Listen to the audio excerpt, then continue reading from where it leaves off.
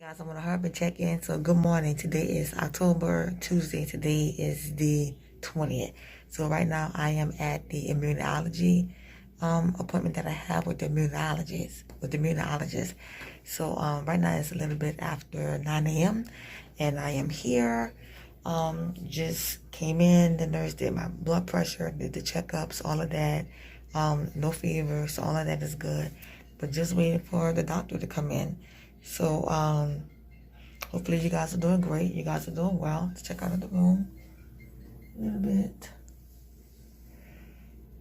So I have like a full schedule this week. So, like I said, I just got here. I don't want to take off the mask because I am not in my home. And so hopefully you guys can hear me well, while I'm in here. The last time that I seen her face to face was probably in January. But I talked to her on video chat back in April. And I scheduled this appointment last week for today. Because, with the past couple weeks of feeling sick, and I think that was but I know that was due to the anemia, and I'm still waiting for that to be built up in my system so I can feel complete relief. And like I said in videos before, I don't go back and see the hematologist and do a follow-up until December 10th. So I have a little while to go. And with that, your body is struggling because you're immunodeficient because of a disease. Then you have other complications that are going on. Then you're on a lot of medications that suppress the immune system, trying to attack the disease itself and those other issues that come along with it. So your body is always feeling like it's, on a defense 24/7. And I'm looking at those last week when I had the fever, and then the other day, Sunday night, Ever brought me to the urgent care, and then come to find out that I was severely impacted, having a lot of poop.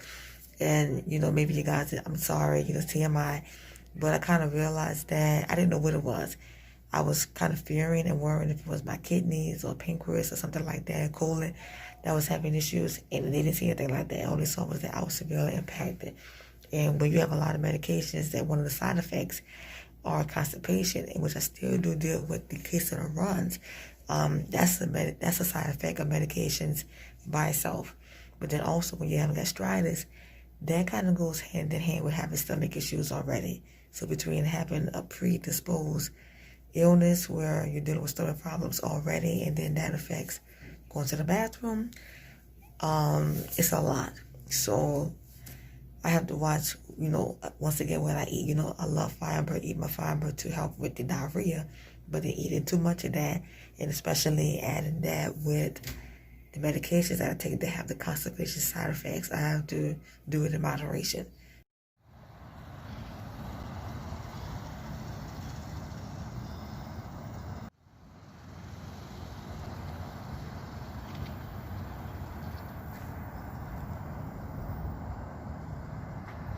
Hey you guys, happy Monday. So today is Monday, October 26th. All right, so so today is Monday, October 26th. I just took off my eyeglasses so you guys would be able to see me without having the glare in my glasses. So it's now early in the morning. It is a little bit after 7 a.m. The clip you saw before this one was Ever was heading out down the street to work. So it is always crazy to me how it can be 6 o'clock in the morning and it still look like it's nighttime outside. So whatever state, country you guys are watching from, whether you're watching this at nighttime, in the morning, hello to you all. Whenever you get a chance to watch this video. So thank you all for your love and support on our journey, and we welcome you. We appreciate all the newcomers. We appreciate all the faithful ones. Those of you that comment, I see you guys, and I try to respond to you guys as much as possible. To the silent watchers, much love to you all, because guess what? Believe it or not, I'm a silent watcher too. I don't always comment on everyone's videos, but it's odd, you could be a YouTuber and you can still be quiet. Really, you guys, despite what anybody might think, I really am very shy. I was shy in school. I wasn't the popular kid in school. I'm not even popular in my life. I was the one that always was picked on. They thought I was too dark. They thought I was cute, they thought I was pretty, but I wasn't good enough. So, you know, that's why, I just make my channel, a non-judgment zone. We welcome one and all. Whether you have an illness or not, you're always welcome to, click on our videos and come along on our journey and become family with us. So, like I said, welcome to one and all on our journey. But hold on, I think this would be update part 4. I think if not, I'm going to put in the title, so it might be part 4, part 5. But yeah, so we still continue on this journey, but we're almost done. So on today is Monday. So as of right now, my doctor still has me on, my neurologist, I went to see him on last Wednesday. He still has me on halt from doing my infusions, which I am very perturbed and aggravated about.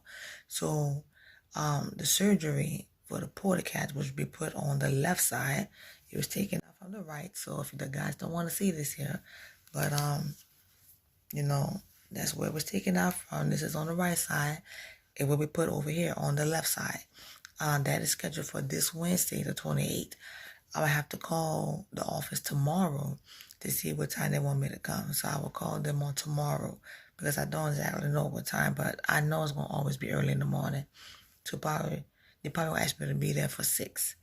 But I will, touch bases with them definitely on tomorrow. So back with the illness, whether it's you, your boyfriend, your girlfriend, wife, husband, partner, family members, whatever,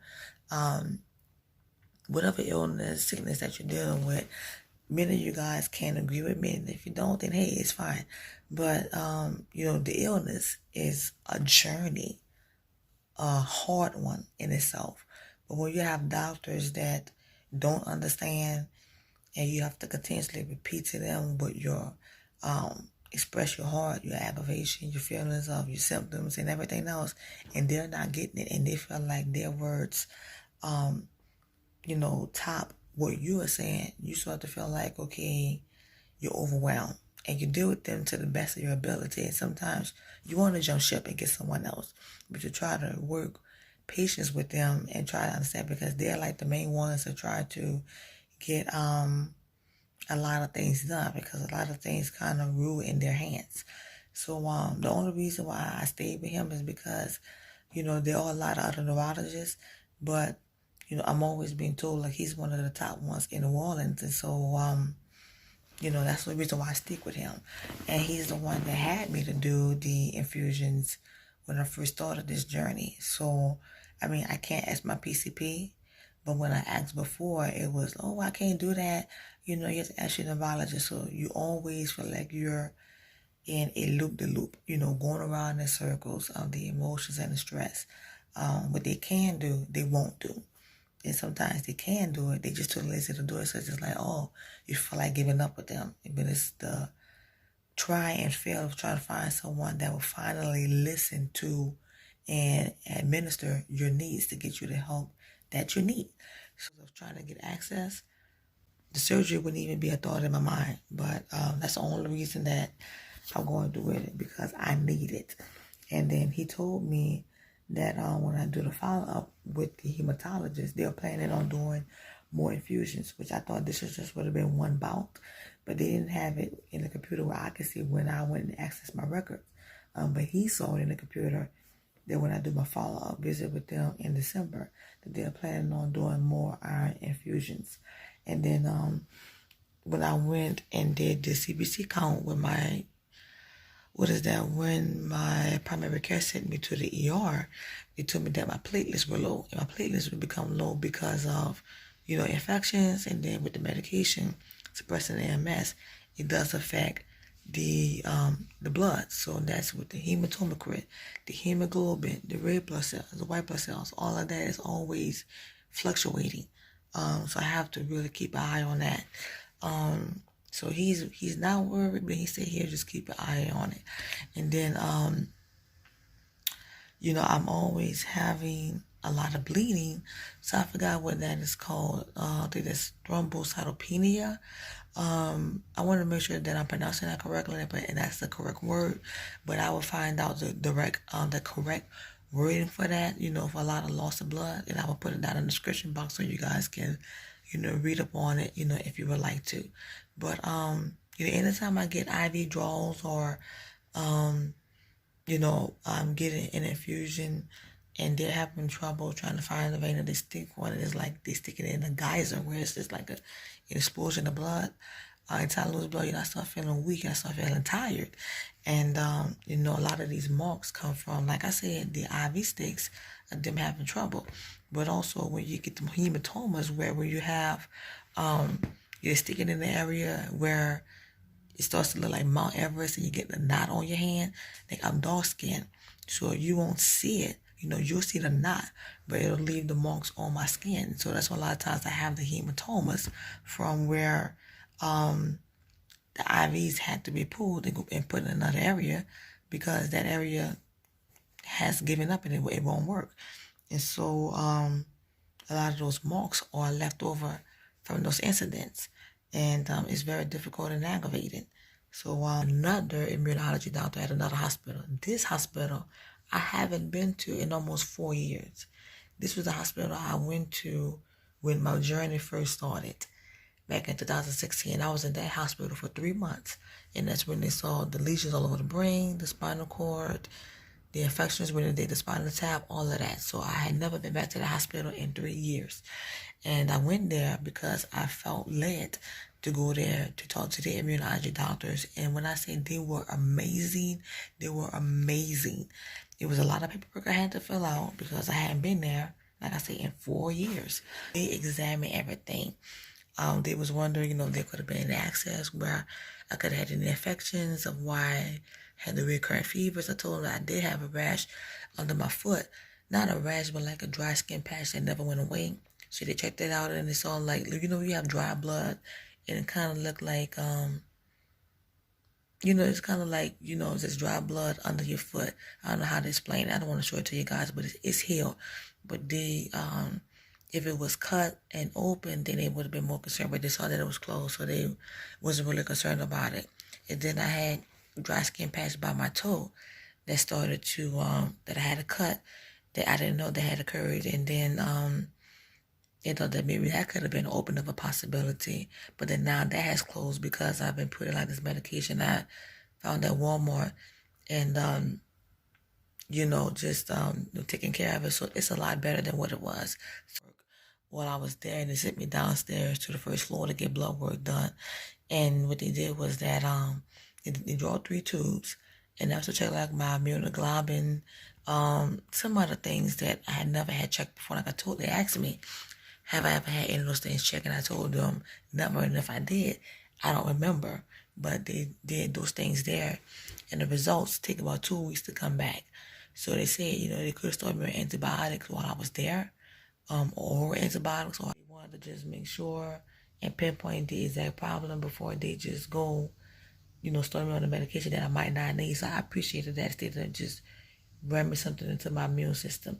But this is they could start me like, maybe like a IV steroid or, IV antibiotic or oral antibiotic. But they wanted to see what the problem is. Is it coming directly from the MS itself that is suppressing my immune system, or is it a side effect of the medication? About that right now, that is what's going on. So as I said, wait 2 weeks for that. I have the meeting with my, he's not my neuro doctor. He's the doctor when, back in August. You guys remember when I went to the epilepsy monitoring unit? And I was in there for that week, that Monday through Friday. And I had the, when they had the thing on my head to, check, to monitor my brain for the epilepsy and everything. I went to follow up with that doctor that assisted me in the hospital. So I will go and see him today, this afternoon. And that is my only appointment for today. On last week, I was supposed to do on last Friday, I was supposed to do my mammogram, but I canceled that because I was tired of doing all the appointments that I had already, so I was exhausted. He kept my nephew with getting some things ready for school. So, like tomorrow, that appointment is around 1:30. I would have rather it to be early in the morning, but that was the only time they had available for tomorrow. And that's the only thing I have on the schedule for Tuesday. Wednesday would be the surgery. But tomorrow morning, I have to do a video chat with my stomach doctor, the one that did the endoscopy back in August. So I have to do a video chat and visit with him, or he might just call me. So I don't have to go in to see him. So that'll just be either a video chat or a phone call visit tomorrow morning. Cat surgery. So finally get that done. That'll be put on the left side. I will let you guys know how that goes. You guys will come with me on that journey. Thursday, I was supposed to go and see my other GI doctor. Now she's in the same hospital. Now she used to be a part of the clinic where of the one that I see my neurologist. They were all part of the same clinic. Well, she was actually the same clinic, but in the opposite location, where I see the immunology doctor at. But she's moved to the main hospital where I did the infusions. So I don't know if I expressed that before. The reason why I have two GI doctors, or sometimes just having two doctors for the same thing, is because a lot of times you might have one that might just be lazy and not give you what you need. So it's always good to have a backup, if they're able to answer, see you quicker, and you feel more comfortable with them to be able to, administer to you what you need and be more compassionate to your requests. Here we go. Always, always, always remember that you're bold, that you're strong, that you're a winner, that you're a warrior, and that you are a survivor. You better cut out the storm when you first went in the storm. Never give up and never ever surrender. This has been Rodriguez Road to Recovery, and we will talk to you guys again very soon in the next video. Much love, much peace to y'all. Vessels, and be kind to one another. Bye.